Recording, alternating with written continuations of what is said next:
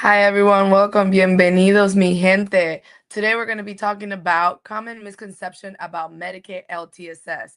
Buenos días mi gente, hoy vamos a hablar sobre las cosas que no son muy comunes, preguntas que tenemos sobre Medicaid del programa LTSS. Por favor, quédense aquí. Please stay tuned if you want to know more about this topic.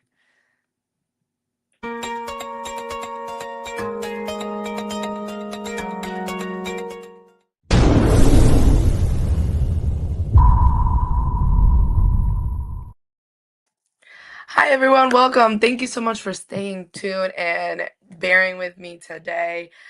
I am going to talk about the common misconception about Medicaid LTSS. I know there is a lot of misconceptions. There's a lot of information. There's a lot of things out there that people get it wrong. So let's debunk it. I got a couple 10. If you guys know more, you guys have any questions or things that you probably would have heard, please put it in the chat and we'll talk about it and see if I can debunk it. Well, the first common misconception that I hear all the time in the office, out of the office, outside in the streets, people coming up with questions is, if I own a house, do I qualify for LTSS? The truth is, owning a house does not automatically disqualify someone. It does not. Just because you have a house and you have access doesn't mean that you do not qualify for it. Your primary residence is exempt. So you're okay with that. So that's one. Another one is I make too much money to qualify. Right? So some people are like, well, I might not qualify for Medicare LTSS because I make too much money. The reality of this is there's an income limitation, but some Medicare deductions apply. They are steps down this path that you can talk to your case manager or your insurance, and they can work with you. Many people assume that they make too much money, but they don't know the breakdown. They have a rubric, they have a breakdown. Don't tell, I always tell people, don't tell yourself no. Have someone else tell yourself no. And when someone else tells you no, I also say you're talking to the wrong person. But that's my thing. But yeah, just talk to them and see what the requirements are, the income requirements are, and what do you make, and see for couples, if you're married, if you're single, so what does that look like and what your income is. So don't just say no, I make too much money. This is, for this amount of people that make this you don't know. There is a rubric. You just have to ask to know. The other one is this, and this is something that people are very fearful that I've seen. Is I can pay my family member cash and then switch to Medicare later. This is a risky common misconception, right? So paying your family members cash and then trying to do Medicaid later on. No, we cannot do that. Medicaid has a 5-year look back period. Cash payments without documentations can cause penalties. So you can't just pay them cash. So like let's say I get my sister to take care of me because I'm a qualifying individual, and then I pay her cash with my own without her having an agency, without any documentation, and then getting in the program and be like, oh yeah, just need her, or I need to get reimbursed, right? For this time. No, that doesn't work that way, right? We need proper documentations. There could be payments, there could be penalties, sorry, if you know we just do cash and then we don't report it, they don't have an agency. You can't just have Medicaid pay you back, right? That's why an agency like Reliable Aid is very, very, very important. That's why having an agency, that's why having proper documentations is very, very, very, very, very important. We can work with you guys if you want to pay them cash, right? And see if we can do cash and then get you guys into the program. Talk to us. I'll come talk to the director Ivy. Shout out Director Ivy if you're here. Talk to KC. We got him here. That's our admin.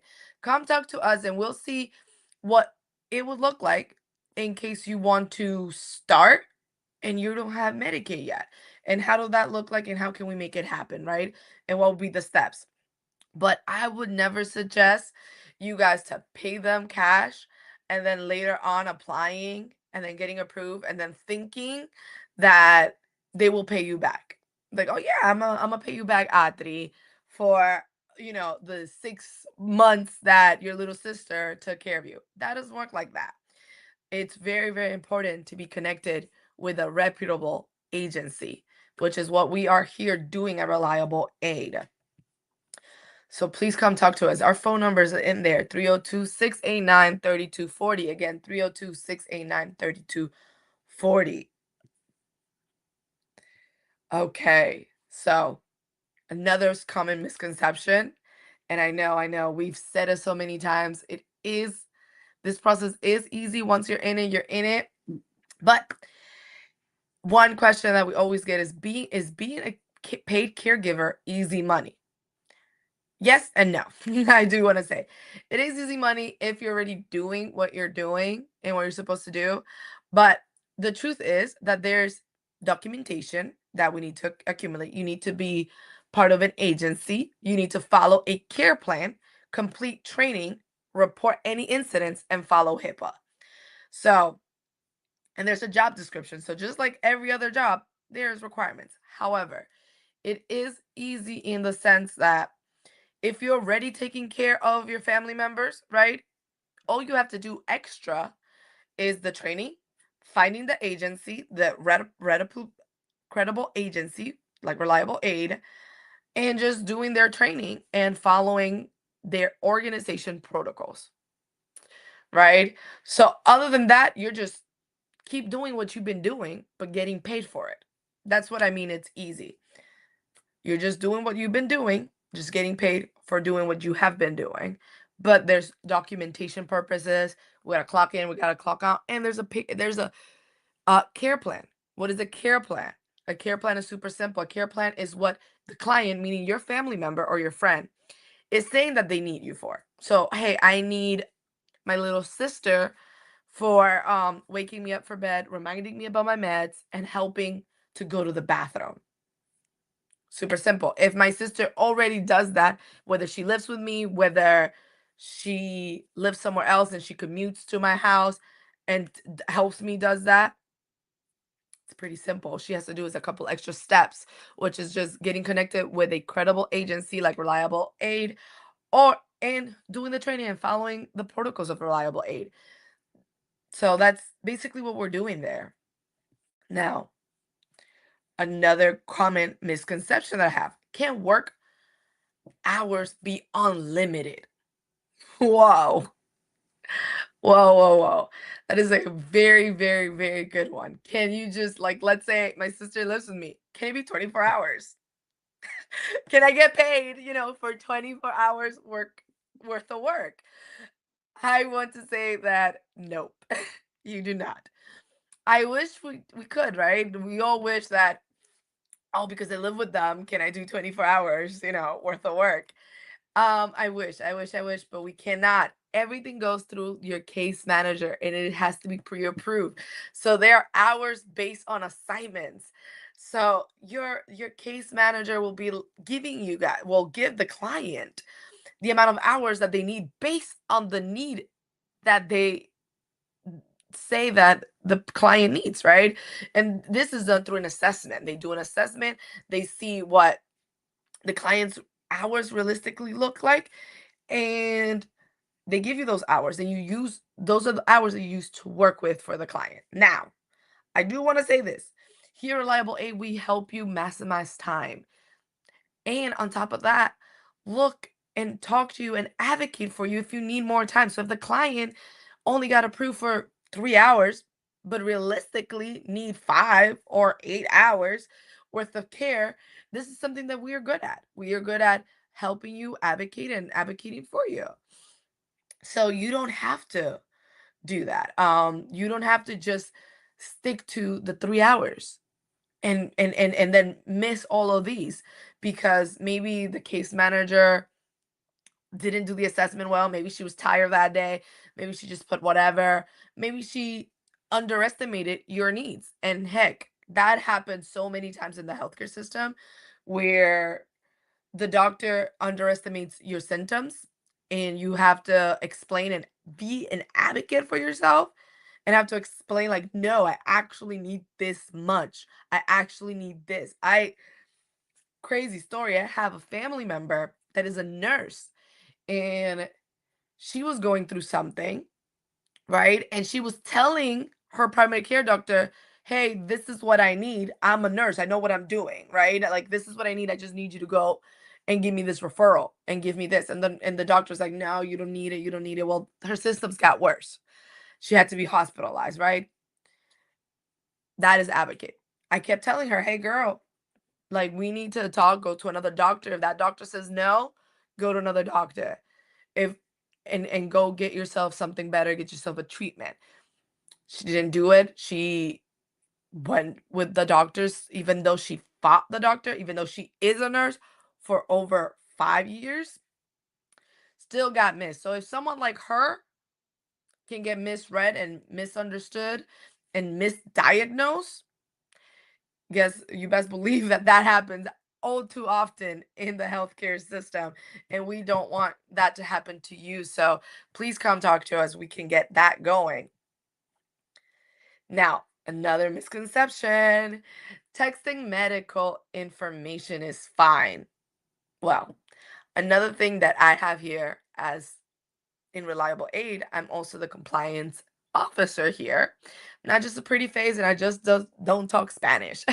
That's why you hear me saying here and there some compliance terms and explaining certain regulations here because we want to do things transparent and within the guidelines of federal, state, and Medicaid.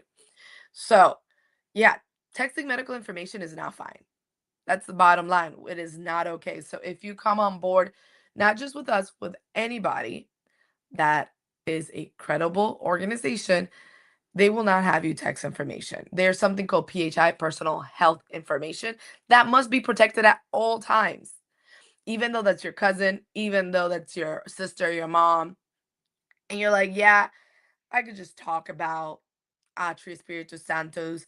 Nope, you are doing a job. And that is something that we can talk about it once you come on board. But and if you guys want me to do a segment of that, we can. It's when to switch your roles between I'm a care worker versus I'm a family member or I'm a friend, right? You have to switch. Once you're on the clock, you switch to caregiver and make that switch. And it's like, oh, this is now my client. I am going to be here to help them, right? And then once you're off the clock, you switch back to, oh, this is my family member. What's up? What you doing? Let's talk about it. You know what I mean? Let's hang out. But yeah, we protect clients' information so hard here at Reliable Aid, and we are keeping to our word of being transparent and in compliance with all state, federal regulations. So we do that. Uh, with the reason why texting is not secure, it's the text is not secured. Anybody can break in, right? Anybody could steal your phone, grab your phone, put in your password, see what you're saying. So it's not secure. So that's why texting is not okay. We have other means to text information if you want to talk about a client. So we want to be within HIPAA guidelines for this one. Now, another misconception. If I miss one visit, will it automatically terminate me? So this one is, we can do it. If you miss one visit, right? So like let's say you come in to you're supposed to do a shift. Sorry, you're supposed to do a shift today and from what? Noon to 1. Just going to use today's times from noon to 1 and you missed it completely. Will you be terminated? No. Not always, not usually, right? Oh, and I say not always is because if this is a pattern where you're always missing it, right, and you're never showing up, then yes, I will see this to be a problem. Other organizations will not give you a chance, right? I will speak about this organization, and we do give out chance. We attend to reach out. We do documentations. We will even reschedule your hours so that you can make up those hours. So within an advance. And I just finished the employee handbook last week. So we have a policy where you can miss, right? You can also make up those times, especially in this time. Missing, like, let's say 1 hour could be a big difference in someone's paycheck.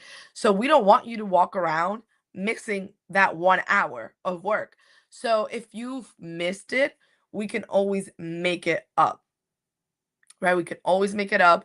We can always talk about it. Obviously, please give us an advance so that maybe if we can put someone else in there in your position, we could, right? If the client is okay with that, we can also attempt to reschedule it, maybe move you down in the day. So if it was from 12 to 1, maybe we can do from 1 to 2 and so forth. But we will talk to you, and it's all very scenario based. So yeah, a lot of agencies such as us, we work with you. We don't work against you. So yeah, that's why you need to do. I've been telling you guys, you need to do your research on the company because not every company is good for you, and um not every, organization will give you the best uh for you, not only you as the caregiver, but also the client. So that's something that we try to balance. We're here for the client 100%, and we're also here for you 100%. And we understand that everybody's human. So we will attempt to reach out to you. We'll attempt to reschedule and work with you on some sort of level. Now, last one that I have is Medicaid LTSS only for elderly. I've talked about it before, but I'll talk about it again. So, LTSS is not just for the elderlies. So just because you are over 65 doesn't mean that you automatically qualified. It also doesn't mean that you're the only person or the only demographic that can qualify for it. Just doesn't mean that. It could also People also qualify for it if you're an adult with disability, individual with a chronic condition. You could also be a young adult with qualifying needs, not a minor, a young adult with qualifying needs. What are those qualifying needs? Go connect with your insurance agency. Talk to them if you are already in Medicare, right? Talk to your agency and see if you have some, you know, needs that might qualify you for Medicaid LTSS. Do some research or call us and we'll help you. We'll help you get started. We'll give you information that either you already know or you need to know. And again, our phone number's on the bottom, 302-689-3240. Everyone, now that I got that out of the way and um we got all the information in English.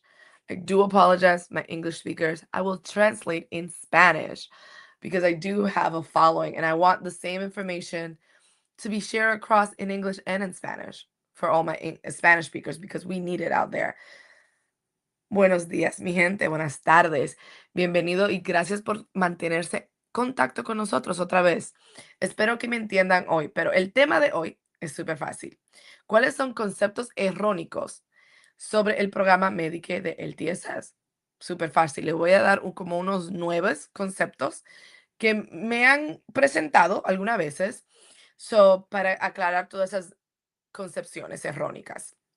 La primera es si tengo casa propia, no califico. Si tienes una casa propia, la verdad es, tener una casa no significa que automáticamente vas a ser negado del programa.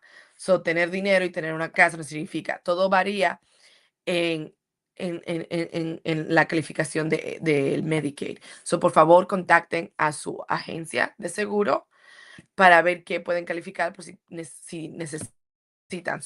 Solo porque tienen casa no significa que no puedan tenerlo. Ok. El siguiente es, gano demasiado dinero para calificar. La verdad es que hay un límite de ingresos, ¿verdad? Como los estampa, los cupones, como todo programa del gobierno, hay limitaciones económicamente, pero tú no sabes cuáles son las calificaciones. Habla con tu seguro, con el programa, para que tú sepas si tú calificas o no. Hay excepciones, si estás casada, si estás soltera, hay diferentes cosas que pueden tener y ellos pueden hablar. So, hablen con el seguro de usted, averigüen cuáles son las calificaciones o límite de dinero que pueden tener y a ver si pueden ustedes calificar. So, la siguiente es, ¿puedo pagar a mi familiar en efectivo y luego cambiar a Medicaid? Muy buena pregunta. No, necesariamente, no pueden. So, Medicaid tiene un proceso donde la familia tiene que estar en una agencia como Reliable Aid, la agencia que yo represento, ¿verdad? Y si no están en una agencia y ustedes están dando dinero, nosotros no vamos, Medicaid no va a pagarles a ustedes para atrás ese dinero, porque necesitan tener documentación del pago, necesitan tener una agencia, necesitan tener tantas cosas antes de que ellos les den el dinero. So, no recomendaría pagarle efectivo a sus familiares para que después vengan a pagarle ustedes con el seguro médico o piensen que el seguro médico le va a pagar a ustedes el dinero para atrás. No se metan en ese problema, por favor, mi gente. La siguiente concepción incorrecta es, una vez aprobado, ya no tengo que hacer nada. Oh my God. No, no, no, no, no, no. Esto va a ser para los trabajadores directamente. So, no. Los trabajadores, el familiar que te va a cuidar, no tiene que hacer algo. No es como que, ok, ya me aceptaron, ya estoy en el programa, ya te puedo cuidar, estoy bien aquí, papi. Te puedo hacer, no puedo hacer, ya puedo relajarme. No, no, no, no, no, señores. Eso es un error completamente. Nosotros hacemos visitas, ellos tienen que hacer entrenamiento, hay un plan que ellos tienen que seguir para poder ayudar al cliente. So, no es como que tu hija, tu hijo, un familiar va a estar en la casa haciendo nada. No, señores, no, no, no. Aquí en Reliable Aid, nosotros nos encargamos no solo de entrenarlo constantemente para asegurarnos que el plan de servicio que ustedes necesitan lo están siguiendo. So, si usted necesita que lo levanten de la cama, le recuerden de la medicina y le ayuden al baño, estamos que cada vez que esa persona, ese familiar, va a esa hora, ¿verdad? Lo ayude en esas 3 cosas. Eso es lo que nosotros hacemos siempre. Y ustedes se comunican con nosotros si la necesidad de ustedes cambia, porque puede cambiar. Okey, la siguiente pregunta es, ¿ser cuidador es dinero fácil? No, no, no es dinero fácil, porque otra vez, tienen que, proteger la información, hacer reportes, asegurarse que sigan el plan de ustedes de ayuda. So, no es así de tan fácil. Es dinero fácil porque ya lo están haciendo el trabajo y ahora le están pagando, pero tienen que seguir un reglamento para que le paguen el dinero. Ok, la siguiente pregunta que es errónica, ¿verdad? ¿Puedo trabajar horas ilimitadas? Me encantaría que ustedes trabajen horas ilimitadas, me encantaría, pero no, no, boo. No pueden trabajar horas ilimitadas. Solo que hace el seguro, ellos hacen una entrevista con el cliente y ve cuántas horas necesita de acuerdo a la necesidad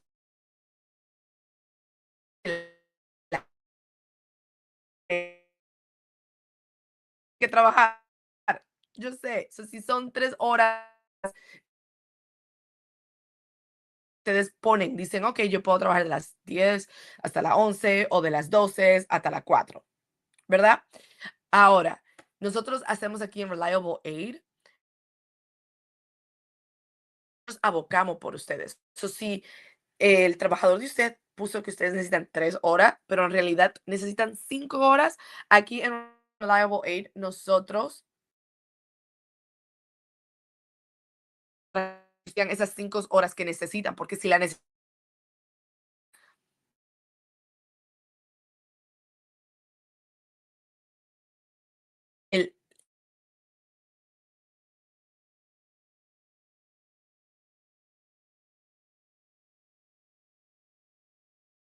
fue de texto,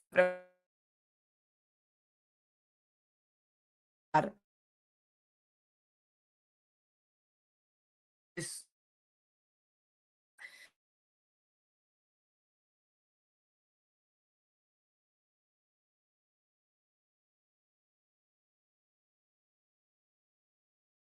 somos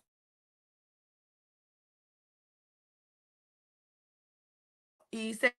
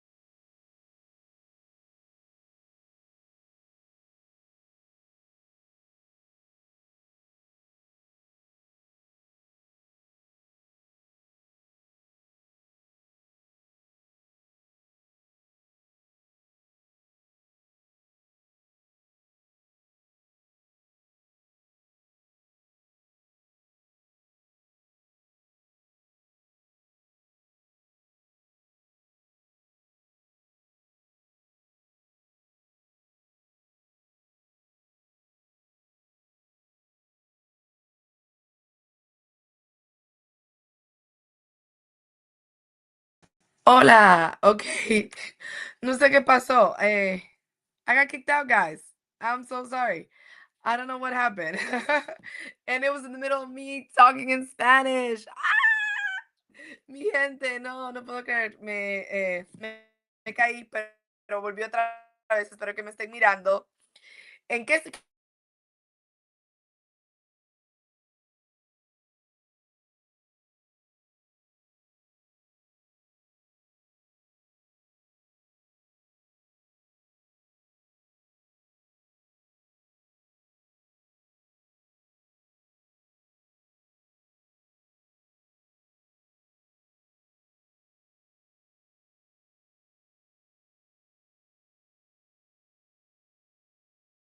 ya necesito ayudarte y cómo puedo ayudarte mejor? Entrenamiento. Ok, última pregunta que tengo.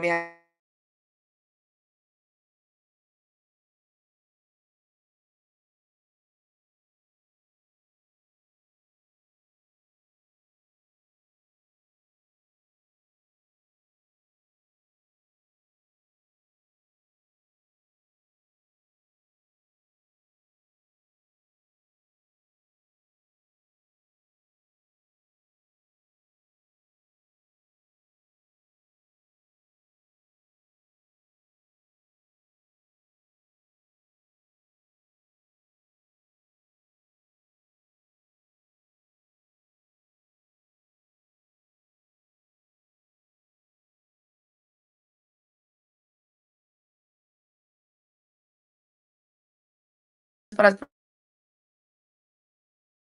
no solo es para personas con eh,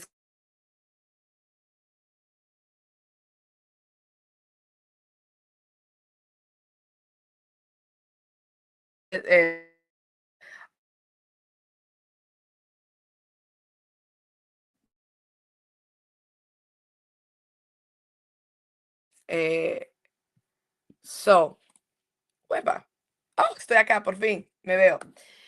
Mi gente, disculpen por ese pequeño hiccup. Guys, I'm sorry for that hiccup, but I hope I am back and you guys can see me.